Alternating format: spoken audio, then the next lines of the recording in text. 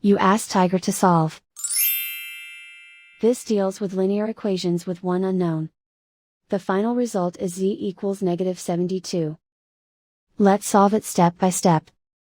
Swap sides. Group all constants on the right side of the equation. Subtract 3 from both sides. Group like terms. Simplify the arithmetic.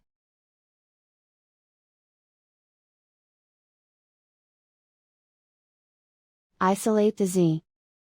Multiply both sides by inverse fraction 9 over -5. Move the negative sign from the denominator to the numerator. Group like terms. Multiply the coefficients. Simplify the arithmetic.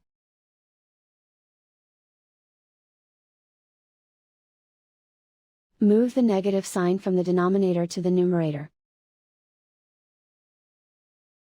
Multiply the fractions.